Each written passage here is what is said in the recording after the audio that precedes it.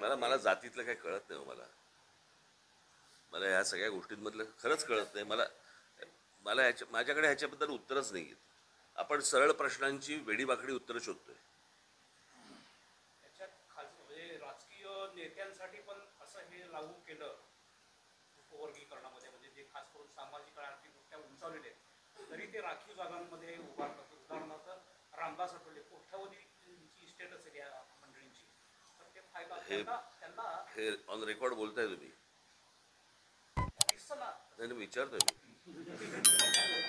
नाही रामदास आठवलेंची नाही मी तुम्हाला विचारतोय. ऑन रेकॉर्ड बोलताय ऑन रेकॉर्ड की कोट्याधी त्यांचं जर प्रतिज्ञापत्र वाचलं त्यांचं इस्टेट किती आहे ते सर्व दिसून नाही. गंमत केली. हां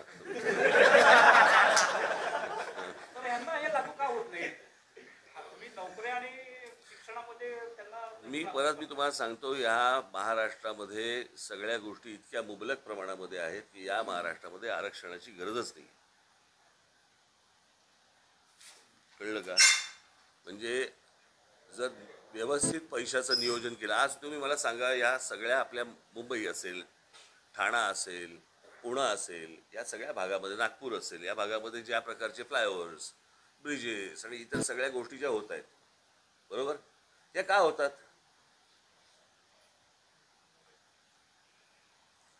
मूळच्या लोकसंख्येसाठी नाही होत, बाहेरून भरून आलेल्या लोकसंख्येसाठी होते ना.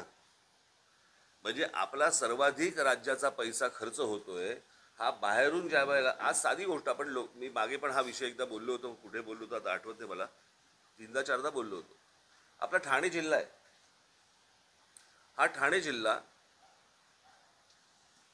जगाचं मला माहिती नाही, कारण जगात असले प्रकार नसतात, पण देशामधला हा एकमेव जिल्हा आहे ठाणे जिल्हा, की त्या ठाणे जिल्ह्यामध्ये मला मी जर चुकत नसेल तर 7 ते 8 एका जिल्ह्यात महानगरपालिका आहेत.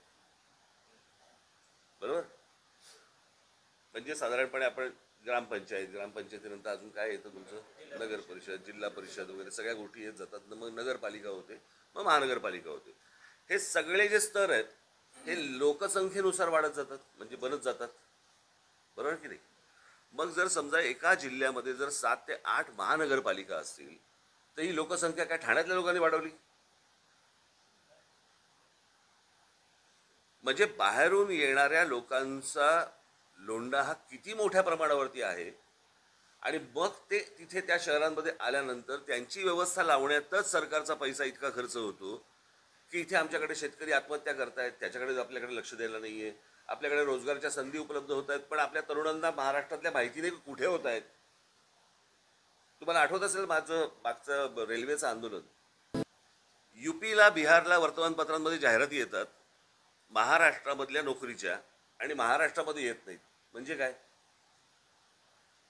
महाराष्ट्रामध्ये असलेले जे उद्योग आहेत याच्यामध्ये बाहेरच्यांना कळतं की इथे नोकरी आहेत, आणि माझ्या महाराष्ट्रातल्या पोरांना कळत नाही.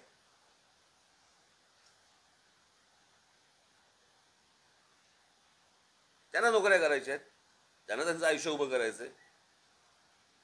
आणि अशा सगळ्या परिस्थितीमध्ये मला असं वाटतं हे सगळं आपलं राज्य चालवलं जातंय. आज ह्यांचं सरकार आहे का त्यांचं सरकार आहे, गेली अनेक वर्ष हे असंच चालवलं जातंय. आणि मी बोंबलतो या विषयावरती. आता तर त्याची ती यादी पण येत नाही तुमची, काय ती बेरोजगारांची जी येते ती यादी यायची बंद झाली, सगळ्याच गोष्टी बंद झाल्या.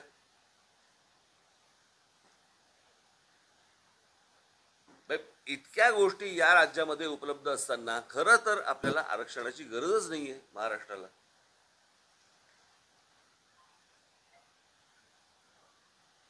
मी नेहमी सांगत आलो, आपल्या महाराष्ट्रातल्या मुला मुलींना पहिल्यांदा प्राधान्य द्या, 100%. उरल्या तर बाहेरच्या ना बोलवा.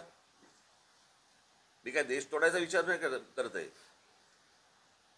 पण पहिल्यांदा सगळेच जण. आता साधी गोष्ट आपण लक्षात घेऊया ना, की नरेंद्र मोदी आत्ता काय त्या तुमच्या स्पोर्ट्सच्या संदर्भामध्ये काहीतरी बजेट आलं, बरोबर, प्रत्येकाला 1 कोटी, या राज्याला इतके कोटी, या राज्याला इतके कोटी. सर्वाधिक पैसे हे गुजरातला आहेत आणि उत्तर प्रदेशला आहेत.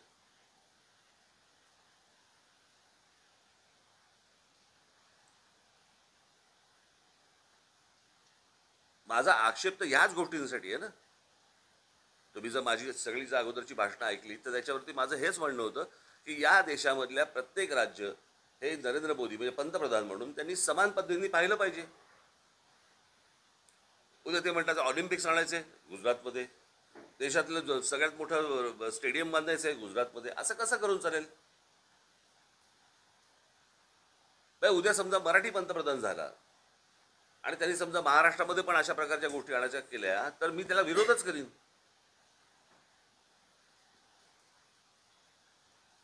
कारण तुमच्यासाठी प्रत्येक राज्य हे समान राज्य असलं पाहिजे, आणि ती गोष्ट होताना दिसत नाही आपल्याकडे. आणि त्याच्यावरती आक्षेप घ्यायचा नाही, त्याच्यावरती बोलायचं नाही. तुम्हाला काहीतरी बोलायचं होतं, ते गेले का ते? हां, प्रथा सांगते मला.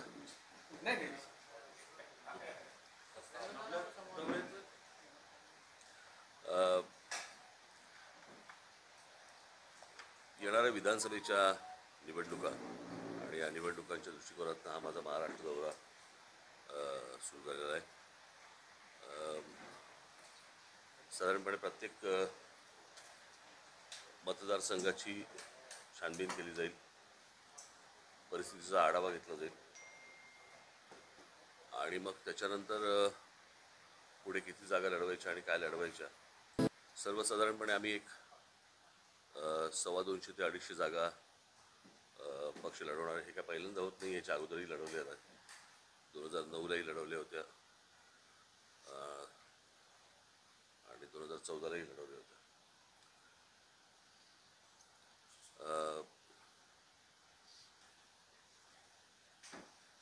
बस त्या दृष्टिकोनातनं माझा सगळा दौरा आहे. आता याच्या पलीकडे मी तुम्हाला आता काय सांगू. तुम्हाला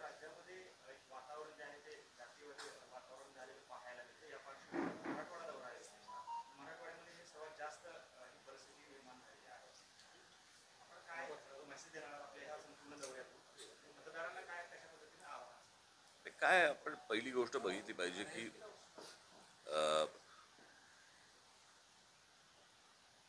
मुळात हा विषय कसला आहे. विषय आहे शिक्षणाचा, विषय आहे नोकरीचा,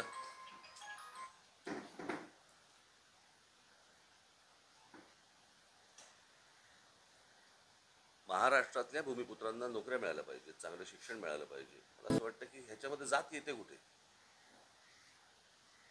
तो ओबीसी असेल, तो मराठा असेल, तो कुठच्याही जातीचा असेल, आपल्या मुलांना महाराष्ट्रातल्या आपल्या मुलामुलींना चांगलं शिक्षण, चांगला रोजगार मिळाला पाहिजे महाराष्ट्रामध्ये.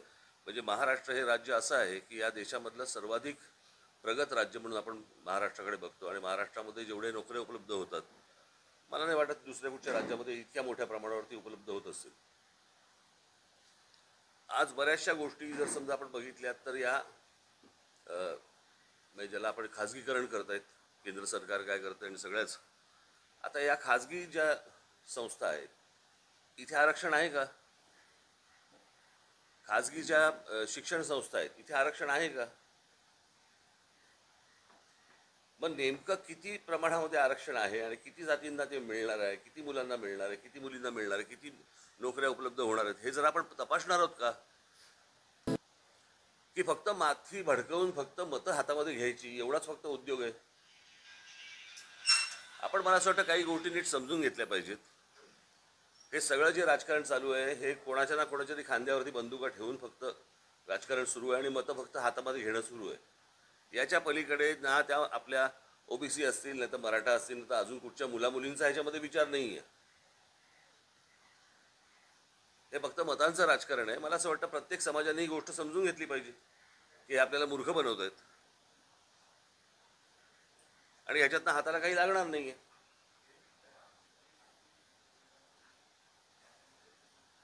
मी तुम्हाला सांगतो, आज बाहेरच्या राज्यांमधनं मुलं येतात आणि आपल्या राज्यांमधल्या नोकऱ्या बळकावतात, आपल्या राज्यामध्ये असलेल्या शिक्षण संस्थांमध्ये शिक्षण घेतात, पण आपल्या मुलांना मुलींना मिळत नाही. मला असं वाटतं आपण विचार केला पाहिजे ना या गोष्टींचा.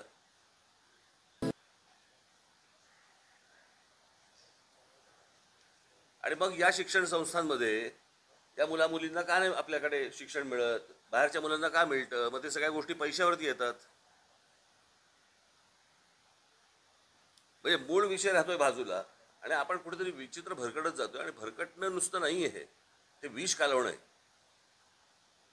मध्यंतरी तुम्ही देखील पाहिलं असेल, मी पाहिलं, लहान लहान मुली बोलत होत्या त्या जातीच्या ह्याच्यावरती की आमची मैत्री तुटली आणि ह्या सगळ्या गोष्टी झाल्या. हे भीषण आहे.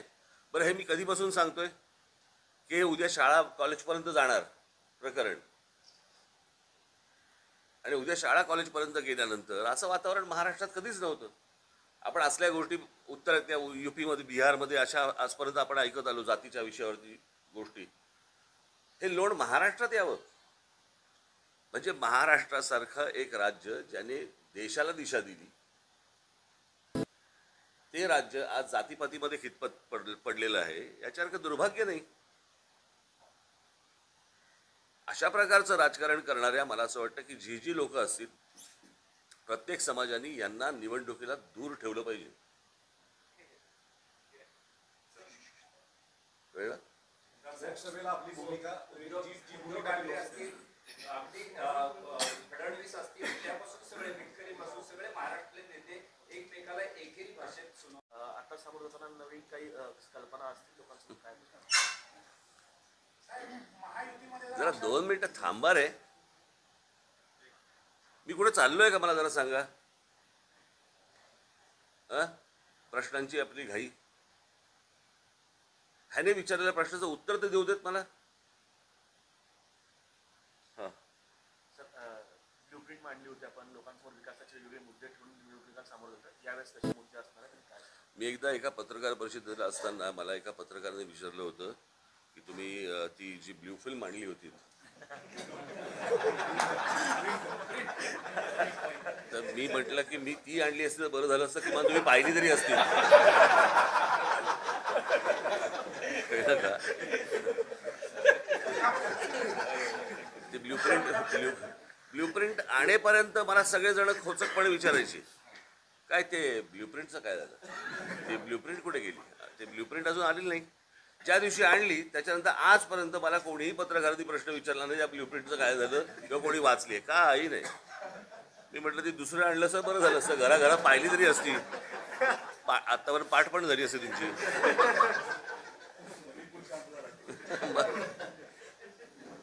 साहेब, राष्ट्रवादी शरद पवार गट आणि अजित मी स्वतः निवडणुकीच्या बघू तुला काय वाटतं, काय कारण?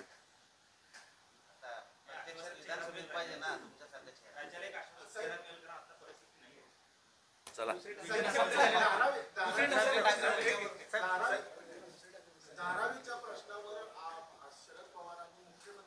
सोलापुरात धारावीवरती प्रश्न विचारले. प्रश्न उपस्थित करण्यामागचा हेतू असा की पवारांची भेट ही वेगळ्या अर्थाने होऊ शकते किंवा अनेक कुठल्या अर्थाने, पण ठाकरेंचं त्याच्यावरचं पोट असतं किंवा धारावीचे क्षेत्र वाढवून द्या. नेमकं याच्यामध्ये राजकारण अपेक्षित आहे का स्थानिकांचा विकास? म्हणजे आता तुम्ही स्थानिक आहात, तिथे मुंबईमध्ये धारावीची परिस्थिती काय आहे तुम्हाला माहिती आहे, गरज कशाची आहे नेमकी? साधारणपणे धारावी कुठे तुम्हाला माहिती आहे, आणि धारावी जिथे समजा आहे तिथे जर आत्ता जर समजा तुम्ही स्क्वेअर फुटाचा भाव काढलात तर तुम्हाला हे सगळं राजकारण कळेल. ठीक आहे.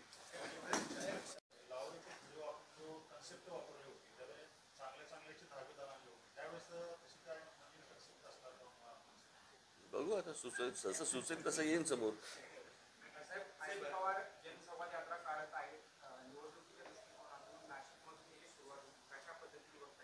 मी काय बघायचं त्याच्याकडे, माझा आज दौरा सुरू होतो, ते काय बघतात माझ्याकडे, काही प्रश्न आहे खायला काही. कसा बघतो मी, असा बघतो कसं बघतो त्याच्याकडे.